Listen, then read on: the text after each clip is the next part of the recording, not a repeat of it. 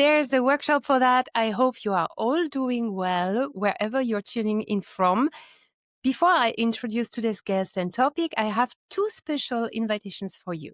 First, come join the Fit for Facilitation free community. This is a global space we created after the amazing energy and resonance from the two online events I co-hosted with Said Sadouk, Alex Eisenstetter, and Mehdi Ennaisi. Over 250 facilitators have already joined. It's a free space built for connection, co-learning, and growth with monthly challenges, co-working sessions, shared resources, and exclusive perks on our programs. Second, make sure to subscribe my Luma event calendar. I've got some excited free sessions coming up, some hosted by me and others co-facilitated with my podcast guests. These are real chances to experience their tools and methods live and add fresh gems to your facilitation toolkit. One of those events is happening on the 20th of November, and it's with my guest today, Oussama Labib. Oussama is deeply passionate about helping teams and people grow, both as individuals and as thriving collectives. He's an experienced HR professional who's worked across Europe, Asia, and French Polynesia, bringing a rich cross-cultural lens to leadership, learning, and high-performing teams. He's also the founder of Miki Island, an immersive science-based simulation that helps teams practice the real behavior of collaboration in a safe, fun, and impactful way. In this episode, we'll explore what makes a team truly high-performing, how can gamification unlock learning, behavior change, and team dynamics, and of course, what exactly is the Miki Island experience? And I say, welcome, Oussama. How are you doing? Very good. Thank you. Thank you so much for having me today, Nati. How are you doing? I'm good. It's the end of the day. The temperature in Bali are slowing down. I guess it's the same in Singapore. It is. I'm in Singapore and I'm under the AC, so I'm trying to fight the heat as well. Oussama. So, as I said earlier, you are the founder of Miki Island. You have a background that I would be very interested, very curious to know what you did before that led you to do what you are doing today. Sure. Thank you so much. So the journey, I think, started for me with facilitation when I joined IKEA, the home furnishing business. Mm-hmm. I've always been working in the learning and development space. So I joined IKEA in Singapore. I was part of the learning and development team. And this is where, I started facilitating workshop sessions, onboarding program. To be honest, it was really unstructured. I was learning by doing. Sometimes it works, sometimes it didn't. I was 24 back then, so quite some time ago. But that's when I first realized how complex team dynamics can be. Now on the side, I'm also the founder of a international Lions football club. We bring different players together. So it's Okay. different than work, but I mean, at the end of the day, it's still the same principle behind it of trying to unleash performance for a group of people playing, working together. And I think all of this really showed me that, whether it's on the pitch, in the boardroom, on the shop floor, the same principle of teamwork really apply, and that the power of the group will always outweigh the talent of the individual. And that's where everything started. Now after IKEA, I actually worked for a large training company, doing a lot of work around team development for multinational. And I Mm-hmm. saw pretty much the same pattern playing out again and again. Organization were trying to recruit the brightest talents, Mm-hmm. and yet the teams were still underperforming. Not because people lacked skills or strategy, but because of how they work together. The things that really get in the way of collaboration, and that's when everything really clicked for me. Facilitation is a power skill. It's what helps connect, people connect and collaborate and perform at their best. But I also realized at the time that, facilitation alone is not enough. You also need to have power tools and power knowledge, structured evidence-based methods that can help you accelerate the team performance for your clients. What would you say? Because we will talk about Miki Island later, Mm-hmm. which is one of your wonderful tools that you have created. But you are talking about high performing teams, Hmm. and we were talking about it together earlier on. What does a high performing team look like for you, or what are the, because there are different layers. You were just Hmm. talking about ways of working, but what is for you a high performing teams, and what are the key layers that make it possible for a team to high perform? I think it's funny because high performing team is it's everywhere now. You know, whether it's on company walls, leadership books, LinkedIn posts, every offsite, you have something about high performance. But when you really try to dive a little bit deeper, you know, Mm, it's very difficult for a lot of people to really define it. I think for me, the starting point is that high performing teams is actually not a label. It's not something that you stick on teams. It's really a dynamic process. You know, it's something that teams build, not something that teams declare. And when they do, I think one of the best way to see high performance, it's really looking at the outcomes of what the teams are able to achieve. It's not just in terms of engagement, but high performing teams will be able to be more innovative, to perform higher, to impact the client in a better way, to make decisions faster, and deliver better results. So I think that's really one way to look at high performing teams. Um, Mm. Now, there's one thing as well, which is with Miki Island, when I started the journey of creating this tool, I really wanted to be sure that actually everything we do is grounded in research, because there's a lot of people out there who have done a lot of work trying to understand, you know, what high performing teams and high performing organizations look like. And so when we started the journey, we partnered with GDQ Associates, which is a research institute with 30 years of scientific studies, trying to understand what makes high performing teams, what make high performing organizations. And so when we want to understand the layers of high performance, I think it's great to look at what the science says. And there's three key layers, basically. The first one is understanding the organizational climate. Does the Hmm. environment create the right conditions for high performing teams to foster and high performing teams to flourish? The second is this idea of group dynamics and team development stages. Um, Teams and group evolve over time, you know, through predictable phases, from forming to storming to norming to performing. So really understanding what teams need at each stage is critical. Um, and the third part is, well, the people who are part of the team. And of course, we talk about team leadership. It's a very, very important element, but we should also talk a lot more about this idea of team membership. How do we support the members of the team to become effective? And what we see with organization is usually, you know, they have the strategy that's very clear. That's the what are they trying to achieve?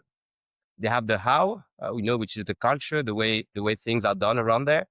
But what's missing is really this engine, you know, having effective teams, effective team members, effective team leaders. And when you put all of these three together, that's really the three layers of success for your organization and your team to become high performing. And it's also creating the space so that people are allowed to fail, so that, because the other members can catch them, so that you create a Mhm. kind of space where everyone is heard and seen and also supported, even if you are not succeeding, because it's a high performing team is not always high performers every day. Mhm. So this is Yeah. the thing. Yeah. No, you're absolutely right. I mean, the starting point, any new team, when they start, they're not high performing, right? They're what we call in the forming stage. So at this stage, you know, we don't know each other, we don't trust each other yet. We're not even clear about why are we all together. And so creating this psychologically safe environment is one of the very first steps to get the team moving into the right direction. You're absolutely right. Talking about creating a psychological safe space, and we will come slowly to Miki Island. Can you explain me why gamification is a way to create this safe space, a way to unlock the learning, a way to bound people? Why Mhm. games are so powerful? So many reasons, Nati. I've tried um, to share them, you know, one by one. I think the starting point is gamification is so powerful because it creates emotional engagement, you know, not just intellectual understanding. Mhm. When teams play, they actually feel, they experience collaboration, competition, time pressure, even failure, all of this in a safe environment. And that emotional layer is really what makes learning stick. People remember an experience for the next 2 or 3 years. Um, Mm-hmm. it also allows you to turn very abstract concept like trust, communication, leadership, which are big buzzwords, into something visible, tangible, real, practical for the people in the room. We're no longer talking about theory. We're just creating an environment where you can practice all of those skills. And that's really what the gamification or the game-based learning concept really allows you to do as a facilitator. Um, Yeah. Another key element is you see the default behaviors emerge. How do you react as a team member, as a team leader under pressure? Are you really aligned? How do you manage conflicts? It really reveals the true team dynamic, because people forget about everything. We forget about the workplace. We just bring our whole self into the experience, into the game, and we get really tested. And that's what makes it so rich for the reflection. And I think that's maybe the one of the last part, which is game-based learning is great, not just because of the game itself, but because of what it allows you to create after the experience. How Mm-hmm. do you translate what happened in the experience into learnings that the team member can bring back into the workplace for enhanced performance? Because in the gamified environment, people see and feel the consequences of the choice. What did I do well, and how did that lead me to perform better? And if I didn't do so well, then for instance, in Miki Island, you're going to die, which is fine. Most probably you don't want to die in the workplace. You want to win in the workplace. So how do you bring back all of those behaviors of success that you've practiced in this game environment back into the workplace? Um, the last point is, and this is very specific to Miki Island on how we design it, which is this idea of replayability. When you play Mickey Islands, we have around 40 to 50% of teams that die the first time in the islands. Um, Mm-hmm. but that's absolutely fine. And then we tell them, okay, then try and identify very quickly, what worked, what didn't work. And instead of just leaving it on a piece of paper or on a flip chart, then practice it. Play Mickey Island a second time, challenge yourself and see if you are able to kind of see and deliver a different outcome. So that cycle of failing, learning, practicing on the spot is extremely important to kind of create the behavior change and helping teams kind of achieve a higher performance. And so that's why gamification is so powerful, because it reveals how teams truly operate, not what people say, but how they really work together. It gives them the space to practice the behaviors of success in a safe environment, and it bridges the gap between theoretical learning and practice. Yeah.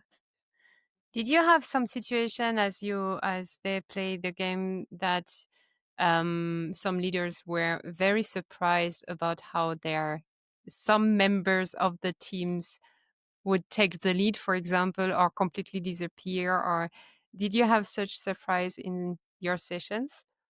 Yeah, I mean that happens very, very often. So we were having some workshops actually um, a couple of weeks back where um, someone that actually was very, very competitive, became very competitive in the game environment, and because of that, it's pushed that person to kind of take the initiative and Hmm. started to take the lead on some decisions. And in the debrief, there's a few team members who actually shared feedback to that person, to say, Actually, we haven't seen that behavior that often in the workplace." And so it really allowed us to talk about, okay, what has been the hinder, and what allowed this person to to to behave like this in the game, and why that person wasn't kind of feeling comfortable. And I think one of the key conversation was, this person was so immersed in the storytelling, really wanted to win, was really aligned with what the team was trying to achieve. And I think, that's something that wasn't really happening in the workplace. So that's one a concrete example of how, some of the behaviors in the game can really translate to behaviors that you can bring back in the way you work in the organization. Yeah.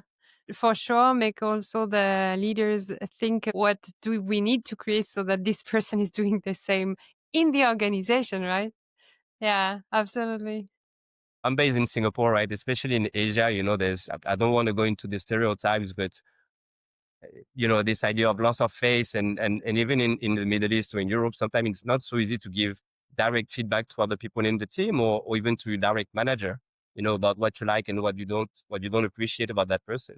Um, Yeah. but it's much easier to give that feedback in the context of Miki Island because once again, it's about the game. So it allows the team to kind of start to talk about the things that really matter without Yeah. having the risk or the pressure of what will happen to me and my role. And so that's really about creating dialogue and conversation in the right way for the team. That's what we can do as facilitators with a well-designed game, basically.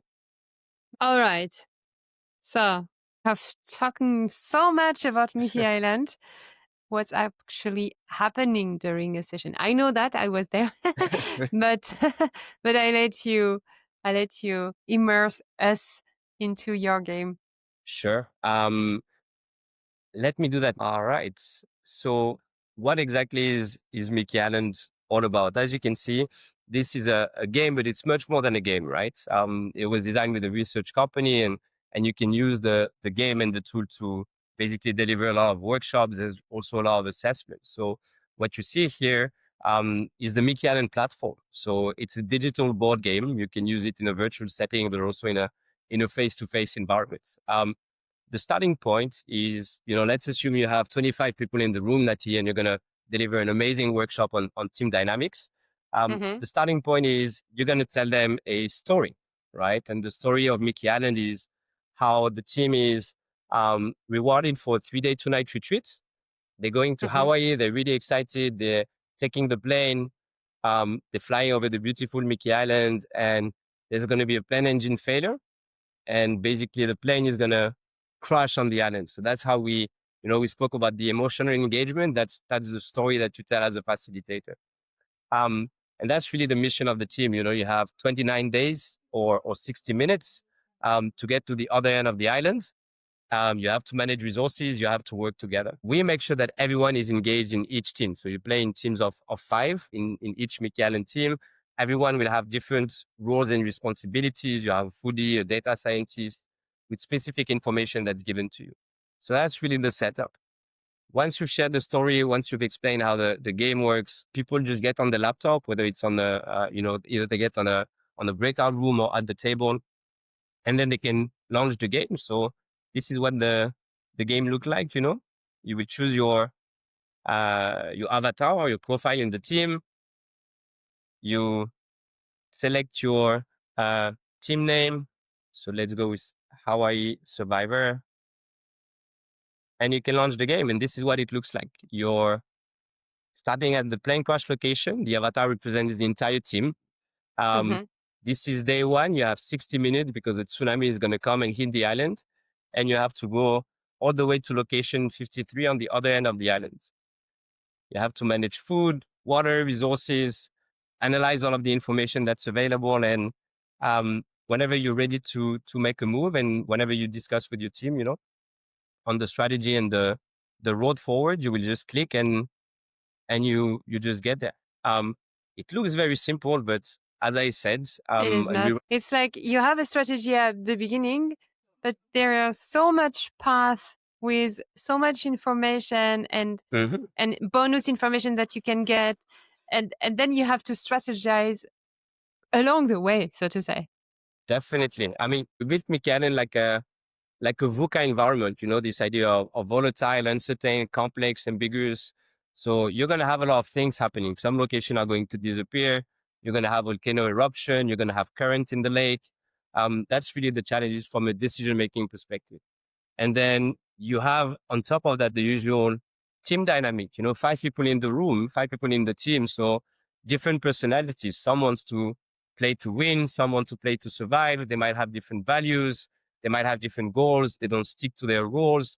There's conflict that emerge. So how do we solve all of that? And that's why the game is so powerful because there's a direct connection between your ability to work and become a high performing team in a game and the overall score and whether you're able to kind of get to the end of the island in a really fast way. So that's what really the game is all about. And then of course in the platform after the game as a facilitator, but also as a participant. You have, the usual leaderboard, the scoring, so you can compare yourself with the other teams in the room. There's always competition, and the game AI report as well. Can have 3-4 teams in the same room. So each team has 5 Absolutely. members, but then they are playing simultaneously, right? Exactly. Yeah, you can have as many teams as you want. So you want to do it for 5 people, that's fine. We've done workshop virtually for 500, which is a big mess to organize, but that's possible. So you can have as many people as you want, and everyone is engaged. And then once they play the game, you can have the debrief, the conversation, the coaching conversation, and you have access to a game AI reports as a participant that will give you some specific, feedback about your team performance, the different scores and bonuses, some feedback about your strategy and tactics, about the team dynamic, and about the way forward, so that you can play a second time, and that really helps to elevate both the understanding of the team and the team members, but also for you as a facilitator. You don't have to think and observe everything. You have the AI that's really here to support you. So that's what really the Miki Island platform is all about. Yeah, and it's as you said, this is not just about the game, it's also about the facilitation that you are doing afterwards. Hmm. And what I love about Miki Island is that even on your platform, for the people who are certified, you have examples on how to start with the game, but then work for 3, 4, 5 months with the clients, Hmm. because following the game, you have some questions that will come up depending on what was the topic you got Hmm. hired for. So it means, is it team conflict? Is it a strategy setting? Is Hmm. it a project kickstart? However, you use the game actually as your starter to work with the That's it. clients. Hmm. But then after, you can run several workshops or training or coaching, right? Hmm. No, you're absolutely right. I mean, that there's two big pain points that we hear from our partners. So we work with, coaches, facilitators, all the way from Europe to the Middle East to Asia. There's two big pain points that we hear every single time. One is, um, how do I acquire new clients? And when I have new clients, how do I Yeah. engage them for a longer period of time, not just a one-off? So I think that's how we built and thought about the entire Mickey Island journey. You've seen the game, but there's as you said, long-term program that you can run. There's assessment. There's a lot of additional kind of follow-through workshop that you can do. So that's very important.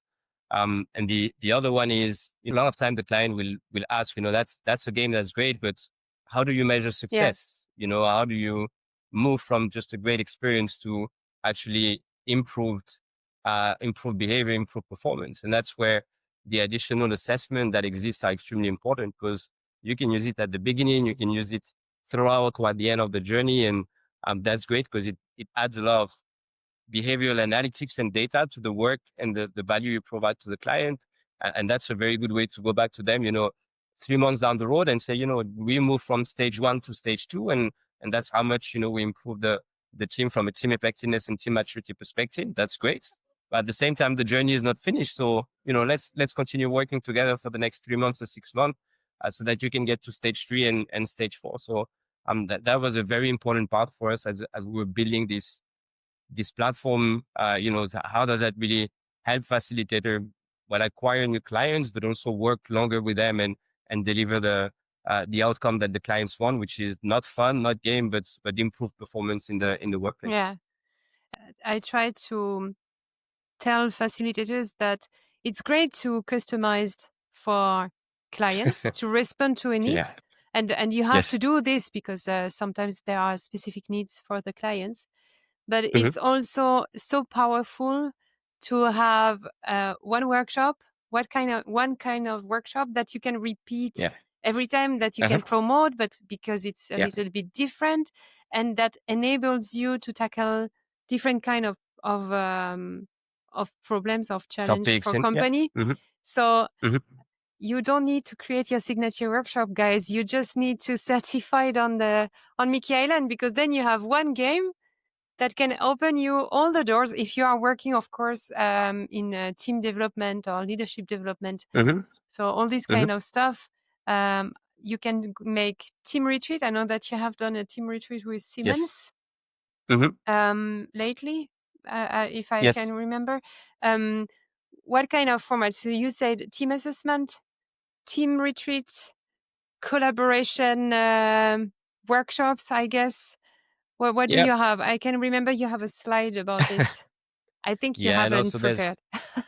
no. So I don't have it. I don't have it ready. But so the way the offer is done is you have different type of tools. So you have the game and you have different assessment. That's really the product and the tools. But that's not what you sell and what you use to for clients, right? Mm-mm. So what we've done is we built a library of program that range from 90-minute team intervention. That's where you do a team assessment and you debrief. You kick off the conversation because sometimes the clients they want high performance, but they don't have the budget, they don't have the time. So you want to build a relationship. You can do 2 hours to 4 hours kind of team building on Mm-hmm. different topics, agile ways of working, collaboration.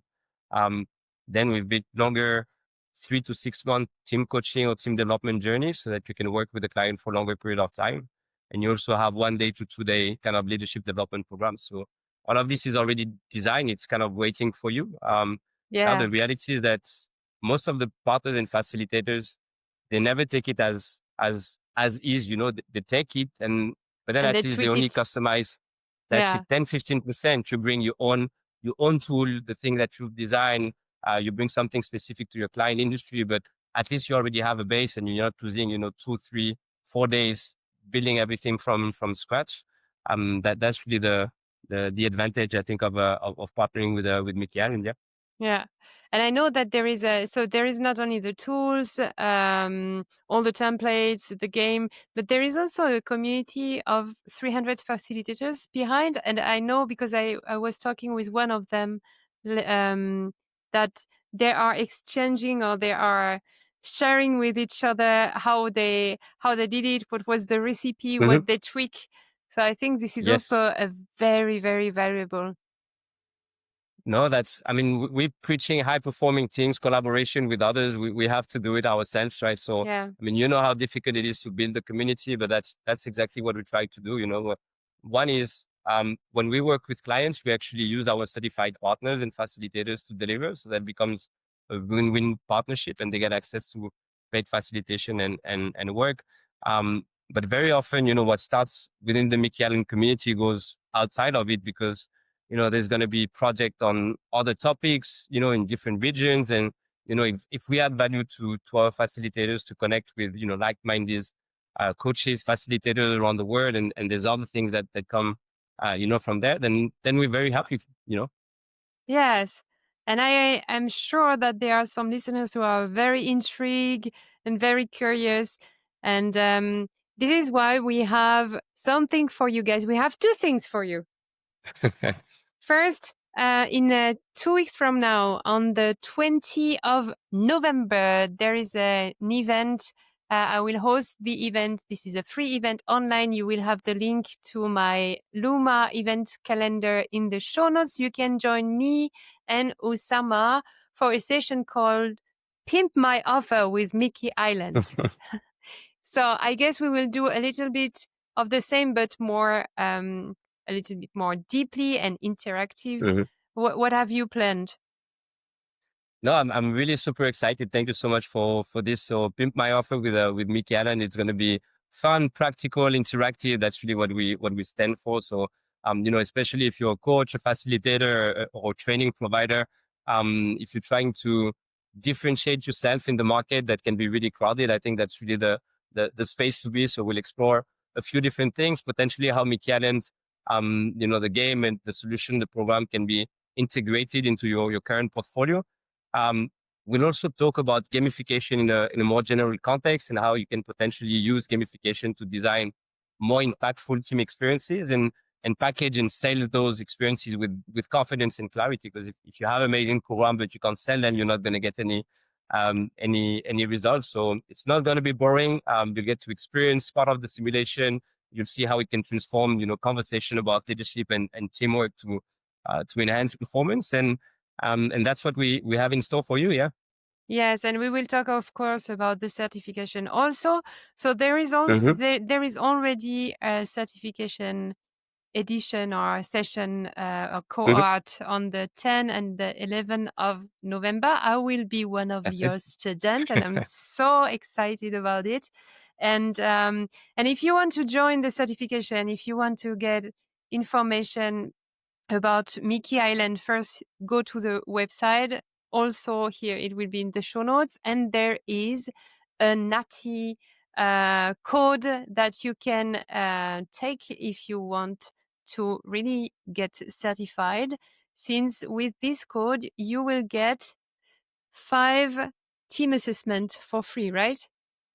That's it. Absolutely right, Nati. Yes, that's a unique offer to your community, but that's what they'll get if they decide to join us and use Miki Island for the clients. Yeah, this is great. So I can't wait to use Miki Island. I've played the game already.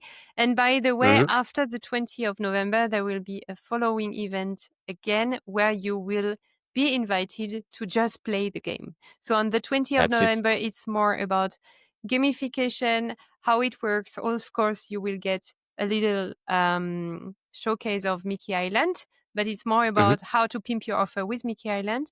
And following to that, there will be a new date to play the game. Thank you so That's much, it. Oussama. Thank you, Nati. That was a pleasure. It was a Thank you. pleasure for me too. And we see us very soon for the certification. And to the listeners, thank you for listening. Have a good week, good health, and a lot of happiness. Bye bye. Bye bye, everyone. Thank you, Nati.